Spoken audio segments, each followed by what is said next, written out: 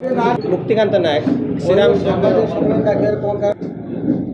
आज जो आम सांबादिक सम्मेलन घंटेश्वर श्रीराम यज्ञ समिति पक्ष आहूत करूँ। यार प्रमुख उद्देश्य हूँ 31 तारीख जो आसंता 31 तारीख एक गणदौड़ हिंदुत्व और धर्म रक्षा उद्देश्य प्रभु मर्यादा पुरुषोत्तम श्री रामचंद्र उपलक्षे जो रामनवमी आसूँ आसंता रामनवमी उपलक्षे एक सचेतनता वार्ता पहुँचाई समस्त को आम घंटेश्वर अंचल आबाल वृद्ध वनिता युवपीढ़ी युवक छात्र समस्त को आम नवेदन करुँ। ये गणदौड़टी महियामणि प्रांगण बाहरी नुआसाही पर्यंत जीव ए समस्ते सक्रिय सहयोग करेंगे और सामिल रही प्रथम तो नवेदन। द्वितीय कथा आमर हूँ जो 2 तारीख दिन 1008 महिला माने पवित्र बालियापाड़ घाटर नहीं आमर जो यज्ञ मंडप अच्छी घंटेश्वर से कलश यात्रा हम से महिला एवं समस्ते मीडिया भाई मैंने आमर जो 500 रु ऊर्ध सक्रिय कार्यकर्ता रही आम रामनवमी समितिर से मैंने किपरि सक्रिय सहयोग करेंगे तार गोटे वार्ता पहुँचेबा ये आमर हूँ आजिका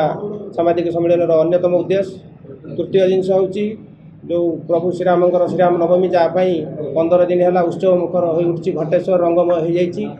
हो समापन दिवस को केमिति अति मात्रा पूरा हिंदुत्व जागृत करने जो मेढ़ भद्रक जीव आम अंचल युवक आम अंचल हिंदू धर्मावलंबी लोक एवं हिंदुत्व जागृत करने जो मैंने आम सहित सहयोग हाथ बढ़ाई समस्ते नहीं महाप्रभु को भद्रक में केमिति भव्य एवं दिव्य समावेश आयोजन हम समस्ते सहयोग करेंगे। ये वार्ता विभिन्न गणमाध्यम माध्यम लोकों पाखे पहुँचब और आम घंटेश्वर अंचल को टिके उद्बुद्ध कर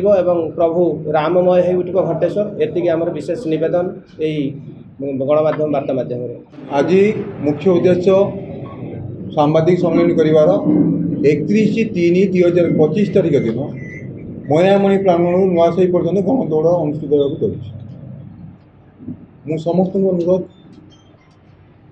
छात्र युवपीढ़ी